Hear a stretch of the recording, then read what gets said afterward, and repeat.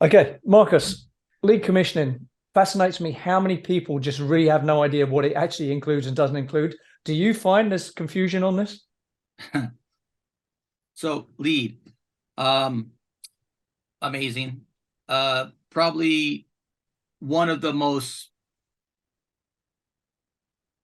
fundamental things that changed how we look at it, like leadership and environmental design. I mean, it's helped change the world in directions, and everything has come from there, from brain before to this to that.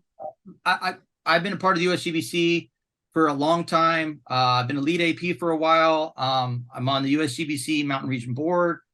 I love everything about it.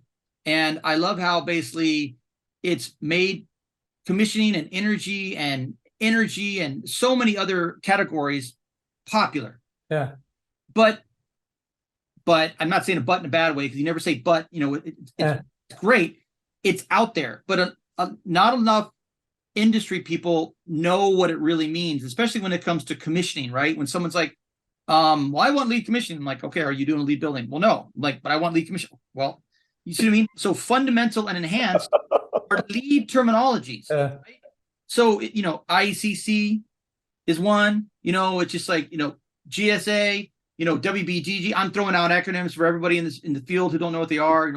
World Building Design Guide, government services, International Energy Conservation Code. I mean, there's so many certification levels of so many different things that it can get confusing.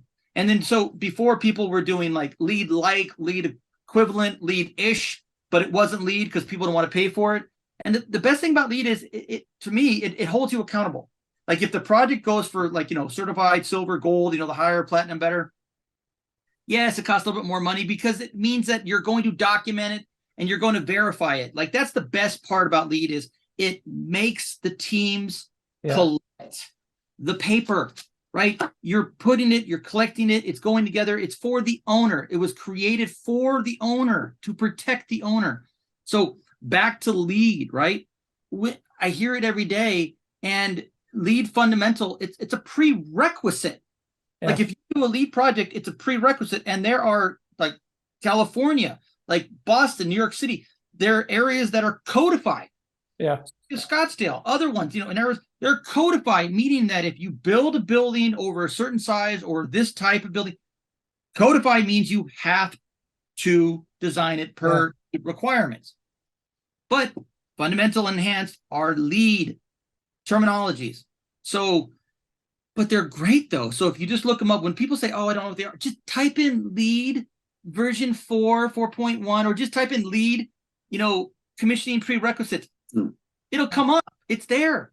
It'll tell you exactly what you need, exactly what it is, and then enhance what it is, how it is.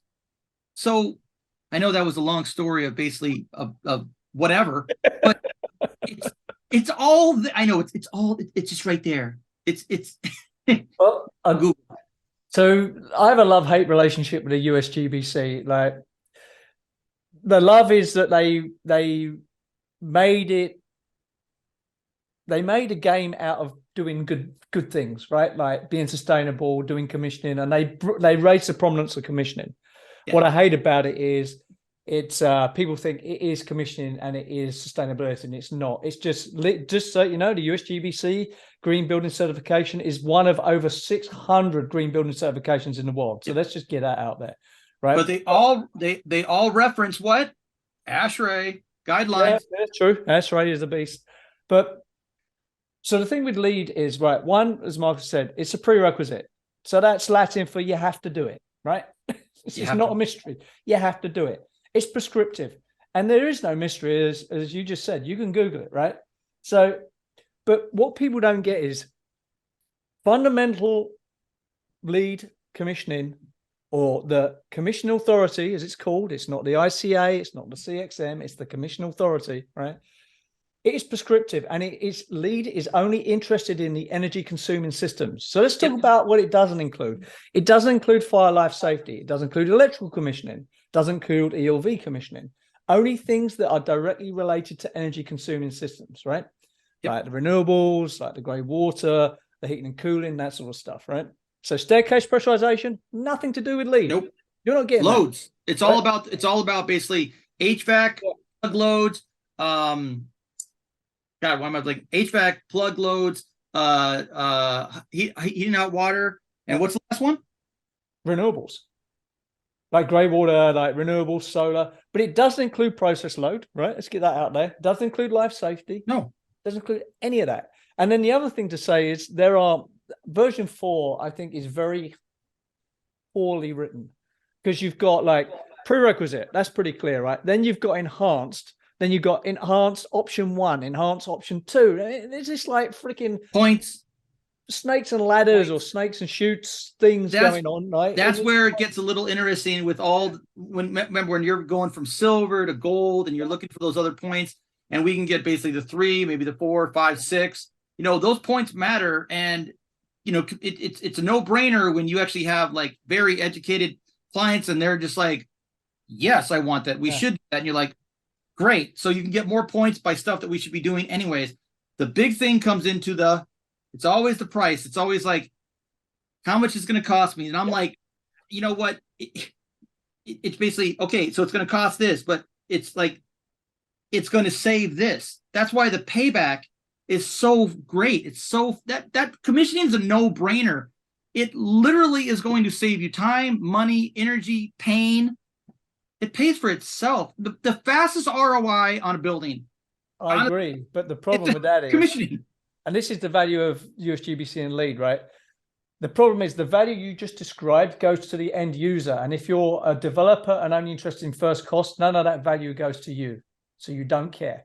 This is the beauty of LEED. It makes the first cost provider or developer pay attention to that, right? But I also want to talk about building envelope commissioning. So that is an option, right? It's optional. But the other thing you should know is in fundamental on version 4, you still have to get a letter that says the envelope design was independently reviewed. You have to have that as in the OPR prerequisite. Well, see, so that's one of those gray areas, right? So in the OPR, in the BOD, it'll state that does the envelope basically satisfy these type of requirements? Yeah. Does that mean that you actually have to go in to do a design review of the envelope? No. No, you have to get a letter though confirming that someone has reviewed that facade. They request this letter. And when I ask for it on every job, they look at me like I'm a crazy person. Well, like I said, if they're qualified, you have to be able to prove that you're qualified to be able to state that in the envelope. Yeah. So I'm fortunate. I do both, right? Yeah. So it's like complete. You said complete nerd, right? It's just, but you have to be able to look for those things to make sure that you are satisfying those areas. But at the same time, too, is tying this back with modeling, because LEED modeling is part of it.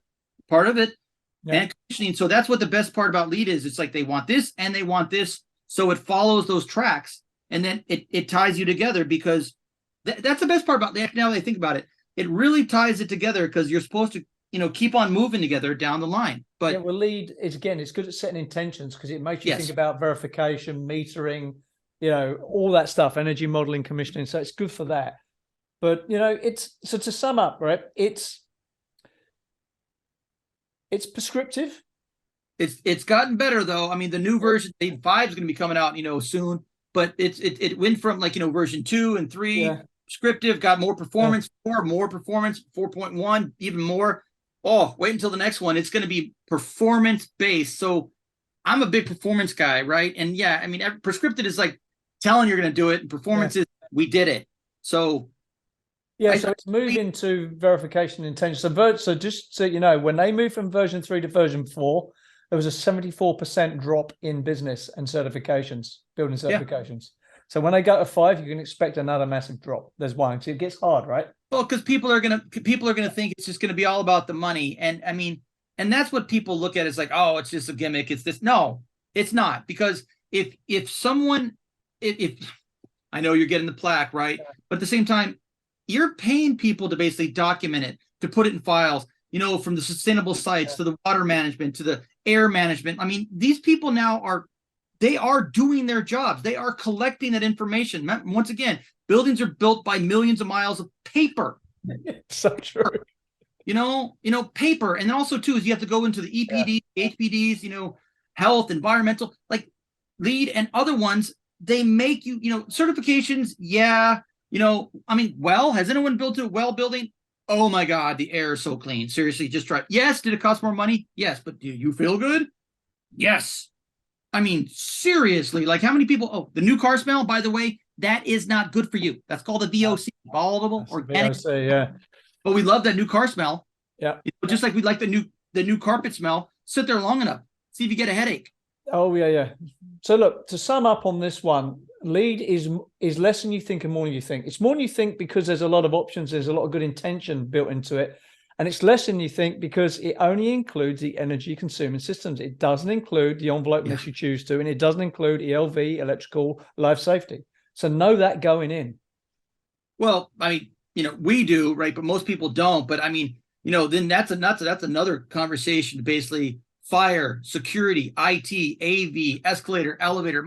There are so many more components of commissioning that are just like add-alls. Right. So we're going to talk about that on another question. So let's wrap up there.